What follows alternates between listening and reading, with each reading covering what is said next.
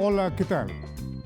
Desde los estudios del canal TRO Digital para el mundo, les saludamos. Soy Luis Enrique Joya, conductor del programa de abogados Derecho a Saber.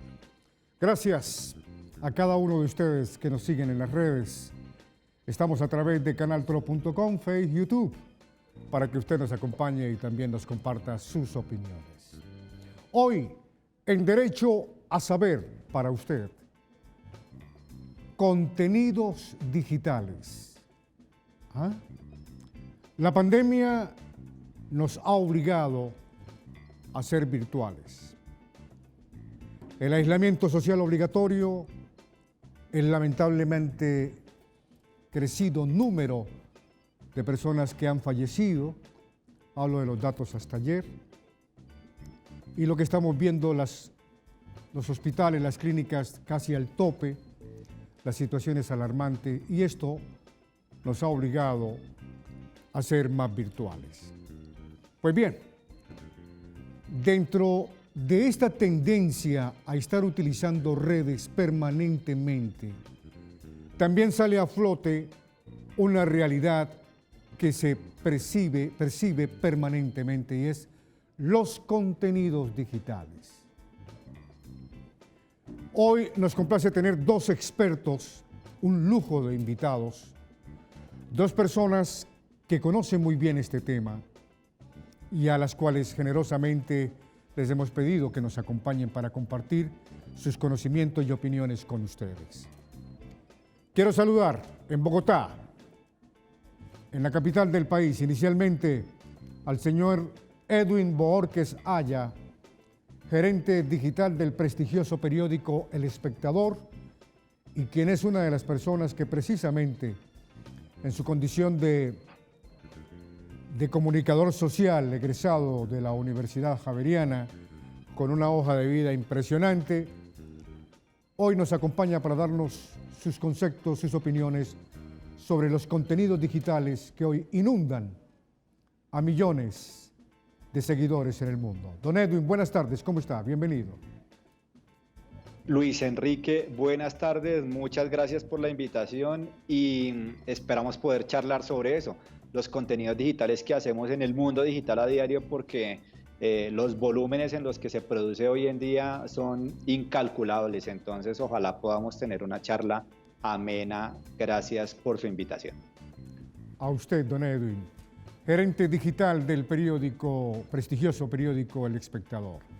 También nos acompaña en Bogotá el doctor César Ramírez, periodista. Fuimos compañeros en 1980 en Radio Bucaramanga, ayer nomás.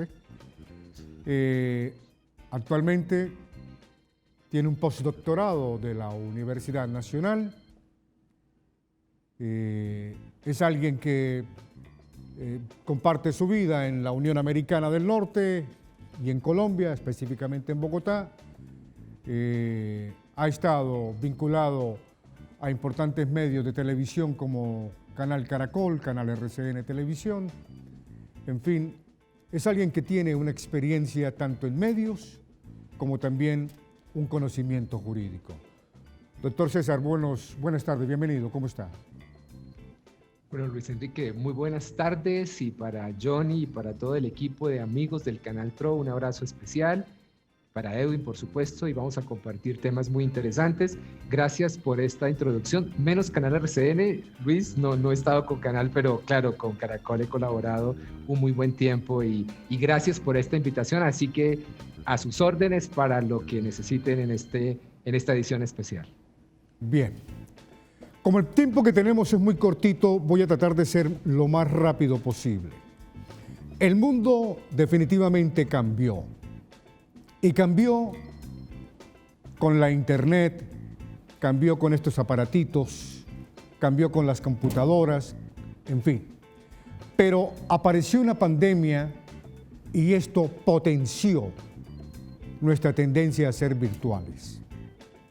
Rápidamente y de la siguiente manera. Los códigos de comunicación Lo quiero hacer de una manera sencilla y entendible para que nuestros seguidores puedan captar lo que pretendemos compartir con ellos. Códigos de mensaje o de comunicación. En la radio, el sonido. En la televisión, la imagen. En la prensa escrita, los grafemas. ¿Sí? Y cada medio, en su código, tenía su audiencia, su público. Pues bien, hoy nos enfrentamos a una realidad virtual. ¿Qué ocurre? Las redes sociales están cambiando las costumbres. ¿Estoy acertado o estoy equivocado? Le pregunto inicialmente al señor Edwin Bohórquez Aya, gerente digital del diario El Espectador. Luis Enrique, con la llegada de Internet, unos 20 años y con la evolución del consumo digital, la llegada de las redes sociales, el comportamiento del consumidor cambió. Sin duda, hoy en día, por esta vía, por el teléfono, yo en este momento estoy conectado desde el teléfono. Con tan solo tener una conexión a Internet, puedo tener acceso a lo que usted llamaba radio por medio de un podcast, a lo que usted llamaba televisión por medio de YouTube o los videos que producimos los medios de comunicación o aquellos que son generadores de contenido, con tan solo tener un buen teléfono y ya una cuenta creada en YouTube. Pues la prensa escrita lo que hizo fue replicar lo que hacía en el periódico al mundo digital y dejarlo de manera libre, cosa que hoy en día es cuestionable.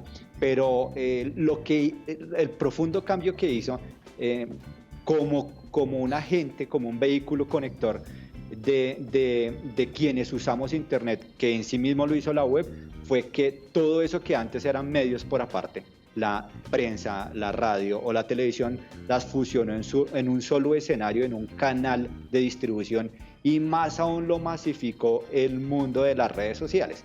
Entonces lo que encontramos en las redes sociales es casi que todos los medios masivos de comunicación a la vuelta de un scroll en nuestro teléfono o en nuestro computador o en nuestra tableta.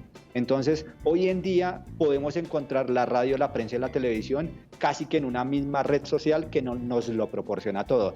Y eso fue un cambio de paradigmas, un cambio de consumidor, un cambio en el consumidor, un cambio en cómo generábamos los contenidos, un cambio a quién le estamos llegando, un cambio en quién nos está consumiendo. Entonces, realmente la llegada de Internet masificó la información y la llegada de las redes sociales hizo que la distribución se hiciera casi que además en ciertos nichos, porque yo en últimas consumo lo que me importa, lo que me interesa, lo que me gusta. No es como sucedía antes, que la televisión me decía qué tenía yo que consumir. Hoy en día yo puedo decidir. Muy bien. Cambios de paradigmas, nos dice el señor Edwin Bohórquez Aya, gerente digital del periódico El Espectador.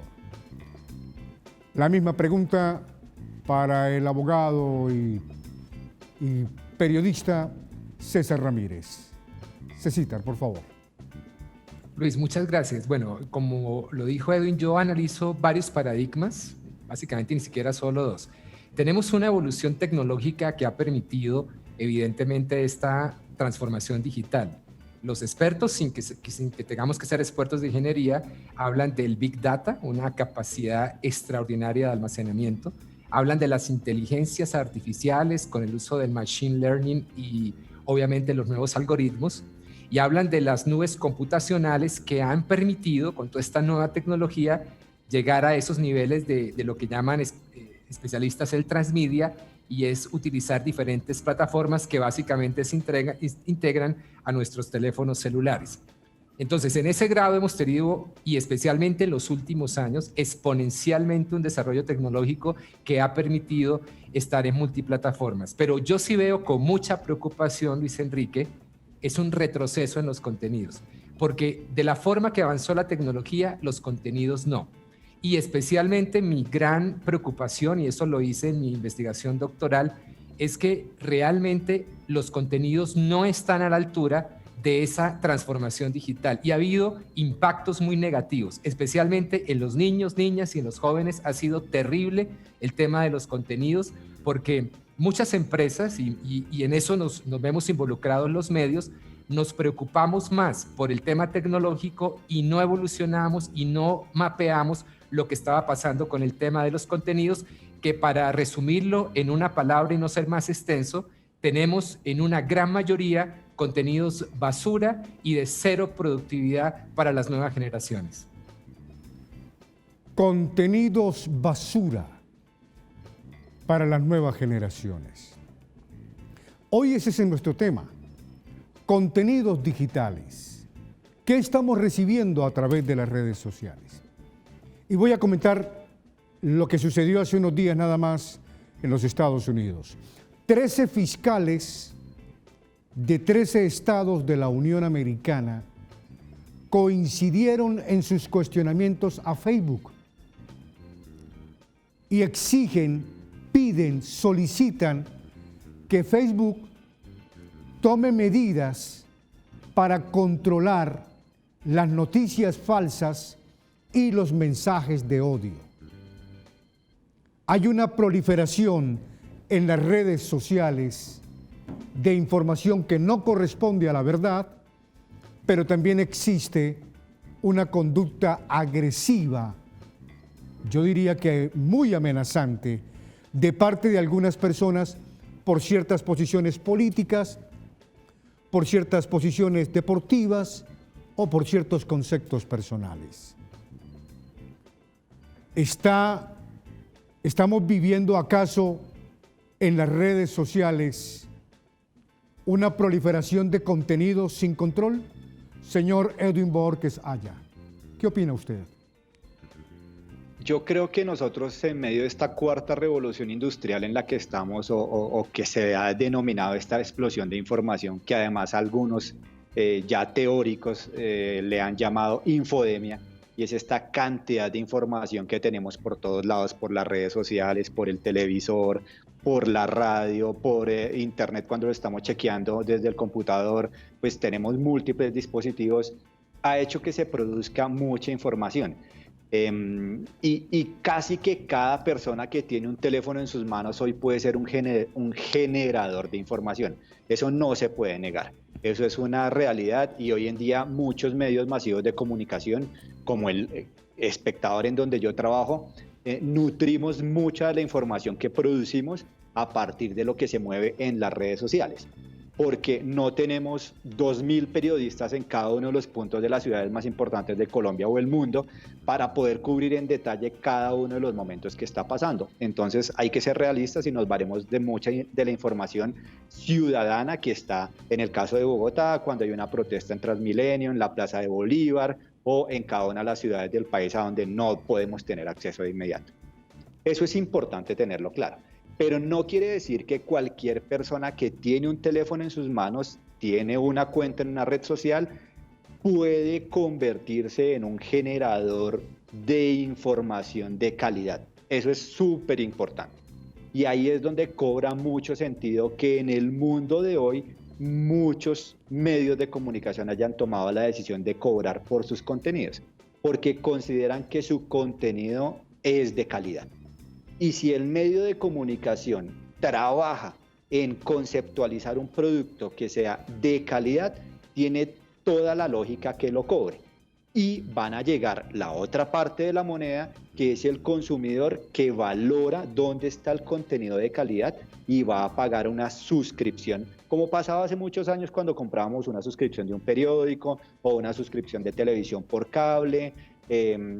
Y esto, digamos, para no negar que las redes sociales están llenas de contenido basura, están llenas de los denominados fake news o noticias falsas, pero ahí es donde entran a jugar un papel muy importante los periodistas profesionales y quienes saben clasificar, depurar, contrastar y llevar por el centro la información, para que sea información de calidad y no información basura.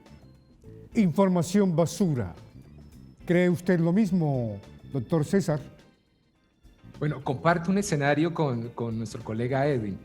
Evidentemente los medios serios tienen en sus manos equipos de periodistas profesionales que han trabajado y que pueden producir contenidos realmente con esos filtros y no hay duda. Pero Edwin, piensa en este escenario lamentable. Es que la gran mayoría de la gente y especialmente los consumidores de redes sociales que tenemos altísimos contenidos de niños y de jóvenes viendo estos materiales, ellos no tienen ese favoritismo por los medios y entonces se dejan guiar por otro tipo de influenciadores. Hace unos días miraba, por ejemplo, que una fiesta casi que, bueno, por respeto a la audiencia no voy a decir cómo la tituló una de las influenciadoras importantes en Colombia, que hacía unas como prostifiestas, por no utilizar otra palabra, tenía más de 4 millones de seguidores, 4 millones, y su orgullo y su estereotipo era vender prácticamente una locura sexual a través de las redes sociales sin ninguna restricción.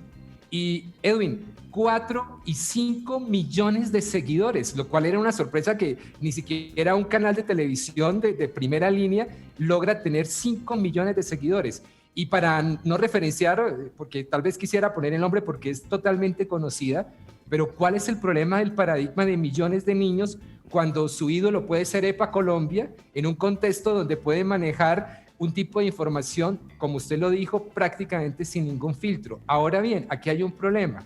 Es cómo estos contenidos logran penetrar tanto a la sociedad para que muchos de estos influenciadores, no estoy hablando de todos, hay influenciadores por supuesto muy positivos también, logran penetrar con tanto contenido altamente sexual, violento, lenguaje vulgar, y se convierten en paradigmas de millones de personas. Entonces, ahí tenemos un dilema que fue justamente lo que hice a través de la investigación doctoral, y de hecho acabamos de publicar el libro que se llama Televisión, Ley y Sociedad, en la que decíamos, bueno, y entonces tenemos este problema de millones de mensajes con alto contenido vulgar, con alto contenido sexual, con alto contenido de violencia. Eso es lo que están viendo los niños, están recibiendo los jóvenes en las redes sociales y no tienen filtro, Edwin. Entonces, es un problema muy interesante. Ahí planteamos algunas soluciones y lo más triste, y yo creo que Edwin consigue lo mismo, porque en el escenario hipotético, la producción de buenos periodistas con buenos contenidos, nadie tiene duda y la gente agradece mucho los medios serios que realmente producen buen contenido. Pero el daño que produce la otra parte, ese contenido muy fuerte, no tiene filtro y nos está creando un problema en el desarrollo humano de las próximas generaciones, que de todas maneras tenemos que preguntarnos, porque a esta altura no nos podemos quedar callados, y más cuando tenemos una pandemia en la que prácticamente todos estamos metidos hoy, dependemos de los contenidos de las plataformas digitales. Vea, hemos escuchado dos conceptos importantísimos sobre algo que está ocurriendo ahora mismo. Si usted tiene hijos, adolescentes, o tiene niñas o niños y niños, ¿sí? Chicos, y ellos ya manejan esto. Lo que hoy estamos compartiendo en redes sociales a través de Derecho a Saber, programa de Tro Digital, tiene que ver precisamente con esa situación. Contenidos digitales. El caso de los influenciadores, señor Edwin Bohórquez-Saya. Un chico de 10, de 12, de 13, 14 años, o de 8 años inclusive.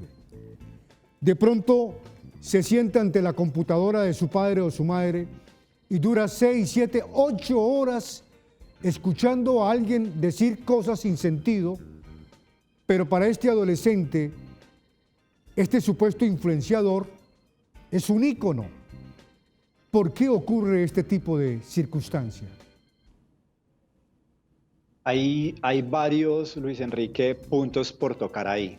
Coincido totalmente con César que pues dónde está la responsabilidad de, no lo dijo tácitamente, pero lo interpreto así, dónde está la responsabilidad de Facebook, dónde está la responsabilidad de Instagram, dónde está la responsabilidad de Twitter, sobre los contenidos que allí se producen. Lo que pasa es que aquí entramos en un debate muchísimo más grande y además con muchas aristas, que es el tema de la neutralidad de la red, y es que se podría bloquear, que no se podría bloquear, y en últimas de la libertad de expresión, que es una máxima que en el caso colombiano pues casi que es intocable.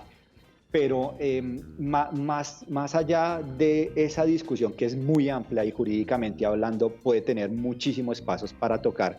Yo no soy abogado, pero pues digamos me ha tocado cubrir desde el mismo momento en el que llegaron plataformas como Uber, y seguimos en el limbo jurídico porque no se ha podido dejar claro que sí y que no, pero la gente lo sigue usando incluso con los cambios de contrato.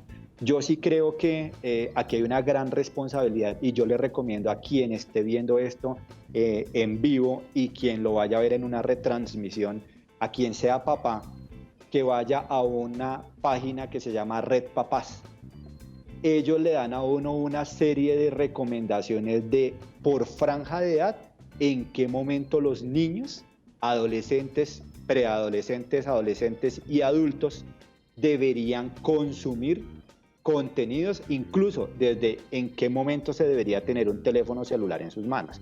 Y eso es muy importante porque estamos hablando de niños menores de 10 años con teléfonos en sus manos y ya redes sociales. ¿Dónde está la responsabilidad de sus padres que están entregándoles un mundo casi ilimitado a un niño que no tiene, por supuesto que no tiene todavía formado su criterio para consumir información? Eso uno, creo que tienen que entrar los padres y para eso los teléfonos celulares, las tabletas de última generación tienen controles parentales que le permiten a los padres saber qué están consumiendo los niños. Eso uno. Dos, ¿hasta dónde los generadores de contenidos catalogados como influenciadores se están convirtiendo en esos nuevos íconos, en esos nuevos modelos a seguir de los jóvenes que están consumiendo los contenidos? Y lo que sucede con el modelo de influenciador a los que nos ha tocado vivir esto, desde los medios de comunicación, viendo cómo crecen, como decía César ahora, con 4 millones de seguidores, incluso más seguidores que un medio de comunicación que tiene 130 años trabajando por la democracia, por darle voz a los que no tienen voz y por tratar de poner la cosa más equiparada, sin duda, pues porque lo que nos dicen en estas investigaciones es que estos muchachos ven en estas personas, aquellos influenciadores, el reflejo de lo que ellos hacen en su día a día. Y los convierten en sus modelos a seguir porque también tienen una ausencia profunda y un acompañamiento en familia. Y entonces aquí entramos en otro debate y es cómo está el círculo familiar de muchos de los consumidores, pero más aún, seguidores de estas personas. Porque una cosa es el que consume en su timeline cuando va bajando Twitter y se encuentra con un video de la persona de la que hablaba César. Y otra cosa es quien toma la decisión de darle like y seguirlo para ver todas sus actuaciones en el mundo de las redes sociales. Entonces yo, para resumir un poco la respuesta, aquí tenemos responsabilidad todos, los medios de comunicación como formadores de sociedad, sin duda, los padres que tienen que acompañar a sus hijos en el proceso educativo, los mismos niños, preadolescentes y adolescentes que en su proceso de formación deben saber decidir quiénes son y quiénes son sus amigos. Eso es como cuando nosotros éramos adolescentes y pues nos decían, es que aquel hace tal cosa, no se meta con este, aquel hace tal otra, es decisión suya de si finalmente lo hace. Entonces, el mundo digital nos abre muchas aristas. La neutralidad de la red nos permite casi que consumir cualquier tipo de información, pero no podemos tener los ojos cerrados y desconocer que, por ejemplo, Twitter es una de las redes sociales por donde más pornografía se mueve. Entonces, lo que yo recomiendo también es un acompañamiento de formadores de sociedad, que en el caso familiar son nuestros padres, ayudarnos muchísimo de quienes están en el colegio, de los educadores que hoy en día tienen un reto gigantesco con una pantalla al frente, educando a los niños por medio de una pantalla, y sobre todo de quienes son cuidadores de los niños, porque no siempre los papás son los cuidadores de los niños. Quien sea un cuidador de un niño también tiene esa responsabilidad de estar curando el contenido que consume un niño o un adolescente. Bueno, esto va tomando, una dimensión mucho más amplia de lo que inicialmente se puede uno imaginar. En una conversación previa con el señor César Ramírez, abogado César Ramírez, preparando este programa, me hacía un comentario, dentro de varias cosas, pero me hacía un comentario que me parecía importante. Decía, nuestros niños y niñas y adolescentes están recibiendo una información cargada con mucha violencia, con mucha sexualidad. Y me preocupa de manera enorme que en estos tiempos de pandemia, niñitos y niñitas muy pequeñitos ya tienen celulares en sus manos y están escuchando cómo hablan personas que están en otras latitudes, con otras formas de conducta, con otros parámetros de vida, otra cultura, otra formación, otro nivel. ¿Qué podemos decir respecto a lo que usted me comentaba, sumado a lo que nos plantea don Edwin Bohórquez Saya? Doctor César. Gracias, Luis Enrique. ¿No? Y como decía, es que el tema es toda para muchos programas porque tiene demasiadas posibilidades de poder abordarlo. Pero voy a empezar por los temas más calientes. Miremos los líderes políticos en Colombia, los líderes políticos. El discurso que están manejando es la deslegitimación del otro. Entonces, como hay líderes que tienen millones de seguidores, quien no piense como el otro es catalogado de lo peor, lo deslegitiman completamente. Entonces, ese lenguaje que es el que uno ve en las redes, intente usted pensar algo diferente a lo que piensa el otro grupo, Luis Enrique, y lo ataca medio país. Y eso me parece gravísimo. Yo hago un llamado a los líderes políticos para que vean que si ustedes saben que haciendo apuestas de deslegitimar al contrario, de atacar al otro y de convertir al otro en enemigo, ustedes ganan votos. Pero acá hay un problema, es que ese lenguaje violento, agresivo contra el otro, lo toman los niños. Entonces, imagínense los niños viendo que si alguien piensa A, porque el otro piensa B, ya es un delincuente y empieza ese ataque, no voy a poner aquí nombres, empieza un ataque desmedido. Esa confrontación, los líderes deben unir, líderes deben guiar en el respeto. Y Colombia se fracturó. Y ese lenguaje agresivo, violento, como nos tratamos los adultos, llega a los niños. Entonces aquí hay muchas personas que dicen, pero ¿por qué los niños dicen este tipo de barbaridades, este tipo de groserías? Pero miremos nomás cómo nos estamos tratando los adultos. Así que a los líderes políticos les digo, si ustedes realmente quieren trabajar por el futuro de las próximas generaciones en Colombia, empecemos por manejar el respeto al otro, el respeto a sus opiniones, el respeto a lo diferente. Aquí, en este momento, nadie puede pensar diferente porque es atacado por el otro. Entonces, empecemos por los líderes políticos que además parece que no están entendiendo que sus ataques, sus palabras y sus discursos están penetrando en los niños más pequeños. Ese es un tema. Y el otro tema que podemos hablar es que es la responsabilidad de nosotros los padres, del sistema educativo, y no sé si Edwin comparta conmigo, en eso estamos todos, aquí nadie puede evadir la responsabilidad, los padres tenemos que estar pendientes. ¿Qué hace un padre regalándole a un niño de 6 años un smartphone que muchas veces tiene mejor tecnología que el del propio papá, porque el niño quiere ver que su niño de 6 años tenga el mejor aparato disponible en el mercado? Eso obviamente parte de nuestra propia responsabilidad. Y el tema educativo. Ahora, para no extenderme mucho, hay un tema, entonces, ¿qué vamos a hacer? Porque esto no es solamente ponernos a criticar, sino ¿qué vamos a hacer? Edwin planteaba algo muy interesante. ¿Qué prima primero?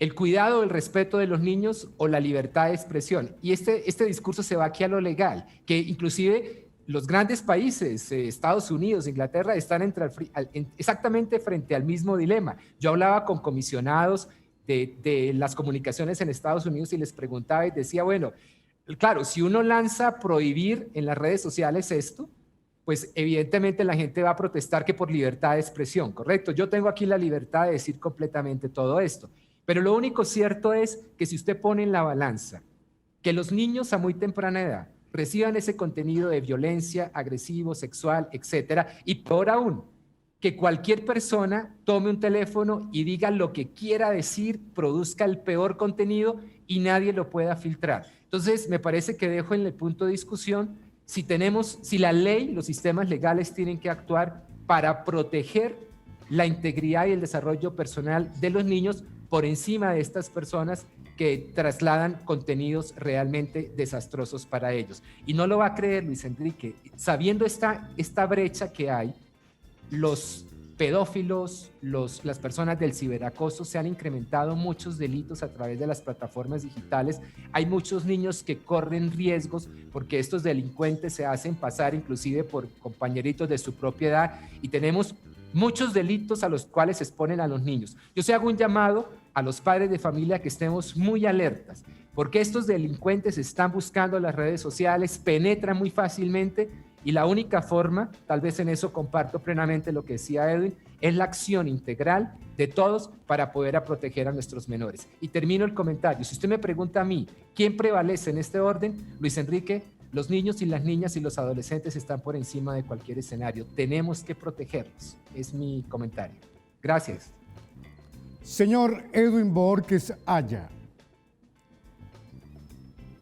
a nivel de medios de comunicación, por ejemplo, en el caso de ustedes, del prestigioso periódico El Espectador, usted como gerente digital, ¿Cuál ha sido la experiencia acumulada en este proceso, pasar del periódico papel físico a un formato virtual?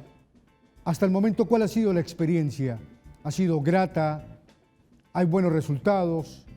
¿Cómo se maneja la parte de monetización, por ejemplo?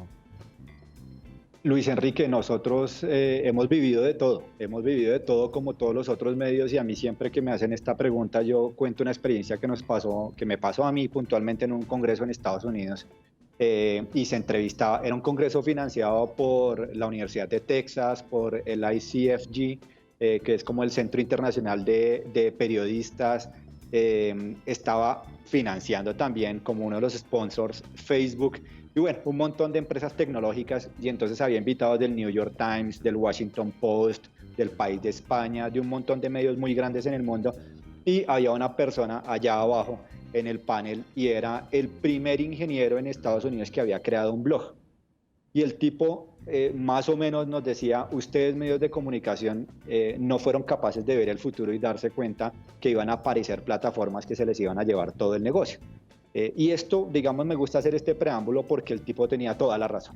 Y estoy hablando de eso, fue el año pasado que estaba yo en ese congreso y no nos dimos cuenta que iba a aparecer, más bien que ya estaban apareciendo un tal Facebook y un tal Google que estaban cambiando para siempre la forma en la que funciona el negocio. No el consumo de información, aunque eso tiene un gran componente, pero sí el negocio. Entonces, ¿qué pasó? Un periódico como en el que yo trabajo, yo llevo 15 años en El Espectador, empieza a entender hace muchos años más que eso, hace yo creo que unos 15, 16 años, empieza a entender que había un canal de distribución que se llamaba el .com, le llamábamos nosotros, que no era nada distinto de la página web, www.elespectador.com, ya. Y nos dividíamos entre los que hacíamos el impreso y los que hacíamos el .com. Los que hacíamos el impreso éramos los más con mayor experiencia, la gente más grande, la gente más adulta, y los que hacían el .com eran los más chiquitos, los que tenían menos experiencia, y muchas veces eran los que ni siquiera habían terminado la universidad, pero estaban viendo una oportunidad en un medio de comunicación de escribir. Y esto empieza con lágrimas de sangre, digo yo, porque eran dos redacciones divididas.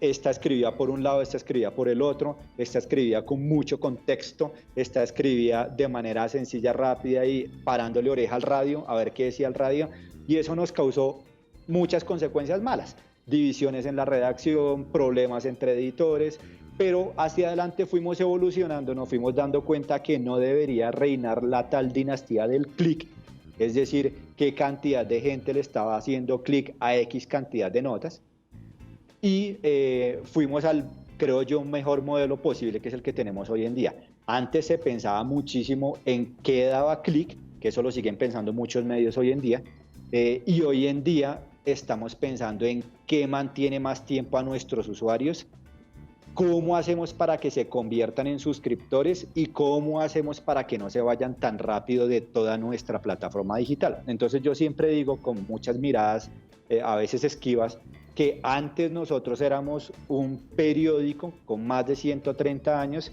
y una página web. Hoy en día nosotros somos una gran plataforma digital con el mayor valor agregado que podría tener un medio de comunicación, y es un periódico impreso con 133 años. Y monetizamos ¿cómo? Entregando contenido de calidad, sabiendo que pasamos por momentos difíciles como aquel de la dinastía del clic, en donde, como todos los medios, no entendíamos y estábamos buscando que la gente hiciera clic, clic, clic, clic, y entonces salían notas que uno decía, increíble que un medio como El Espectador publique esto, pero esa era la realidad, y pasamos a un modelo que hoy en día busca eso, que los consumidores entiendan que hay periodistas profesionales detrás de la marca El Espectador, curando contenidos, haciendo trabajo objetivo, buscando información, buscando tratar de presentar las dos partes de la noticia para que sea el lector el que saque la información, pero además tenemos una plataforma de video muy fuerte en donde tenemos productos como La Puya, como Las Igualadas, y así han venido surgiendo más de 17, 18 proyectos digitales que se tienen hoy. Tenemos el modelo de suscripción digital al periódico, que hoy en día no lo tienen muchos medios de comunicación, y yo les podría sin problema decir que este año vamos a terminar con más suscriptores digitales que suscriptores impresos, y se va entendiendo un poco y se va decantando en medio de esta infodemia cómo es que podría un medio serio con información seria, poder ir luchando en medio de esa cantidad de contenido basura que se genera, buscando que los suscriptores, que esa gente que es fiel a un medio, que es fiel a un contenido bueno, tome la decisión de pagar por un contenido digital. Bien. Lamentablemente el tiempo me acosa ya. Me quedaron muchas preguntas todavía sin responder. Brevemente, ¿podemos hacer un segundo programa? ¿Podríamos hacer un segundo programa, don Edwin, mi estimado doctor César? Pues por mi parte me imagino que desde que César tenga el tiempo disponible lo sacaremos también por acá, por supuesto que sí. ¿Sí? ¿Le parece, doctor César? Tenemos muchos temas y de verdad es apasionante y sobre todo para... Yo concluyo, déjame decir esto porque me quedó sonando esto. Yo invito a los medios, creo que medios como El Espectador, y hay medios que han tenido una regenería, inclusive el Canal TRO, yo los veo a ustedes produciendo notas digitales, inclusive hay notas digitales que logran 300,000, 400,000 vistas que ni siquiera en el medio tradicional lo pueden lograr, eso me parece extraordinario. Pero los medios no han entendido que esta es una oportunidad histórica. Fíjense ustedes que tenemos a todos los niños, estudiantes del país encerrados en las casas, están encerrados, todos. Y están muchas veces sin hacer nada. Entonces, por ejemplo, yo miro, termina un noticiero en la tarde, los niños no tienen nada que hacer y les ponen una novela que pues ni ellos les interesa, ni se conectan ni nada. Y yo digo, oiga, es que los medios no saben lo que tienen. A mí me llamó un productor y me dijo, ¿por qué no producimos contenidos que conecten la gente? Si estamos encerrados, Edwin, usted sabe que sería en la historia de los años en Colombia, de 100 años, la más grande cantidad de gente viendo los medios de comunicación. Y los medios no se mueven, deberían aprovechar, oiga, si tenemos millones de niños, sacrifiquemos las novelas, no pasa nada, hagamos programas educativos. Creo que el Canal TRO lo está haciendo y tienen unos programas educativos con una gran aceptación de parte de la gente. ¿Cuál es el temor? Si yo voy a coger 4 y 5 millones de niños haciendo un servicio solidario, comunitario, espectacular. Esto no lo mapean los medios colombianos. Entonces, ¿qué hacen los niños? Se van para Netflix, se van para las otras plataformas y no hay conexión con las próximas generaciones. Si esto continúa así, por ahí veía un amigo de radio que decía que las personas que escuchamos todavía radio somos los de la vieja generación, porque ya las próximas generaciones no están escuchando radio. Eso me parece devastador y me parece que los medios se pueden reinventar, apostarle al gran contenido, a los buenos comunicadores, a los buenos periodistas, y en ese sentido creo que aprovecho la oportunidad para felicitar a todo el Canal TRO y obviamente al Espectador y a todos los medios que hacen esfuerzos impresionantes por cautivar nuevas audiencias. Así que felicitaciones, porque no todo es negativo y hay que rescatar lo bueno y seguirnos moviéndonos en ese escenario para crear nuevas generaciones más positivas con nuestra cultura. A ustedes, muchísimas gracias por acompañarnos. Queda pendiente otro programa, contenidos digitales. ¿Qué está pasando en las redes? ¿Quiénes son los consumidores y de qué manera influye esta interacción en unos y en otros? Soy Luis Enrique Joya, desde los estudios de TRO Digital, presentando el programa de abogados donde nos gusta servir y orientar a ustedes derecho a saber. Feliz tarde.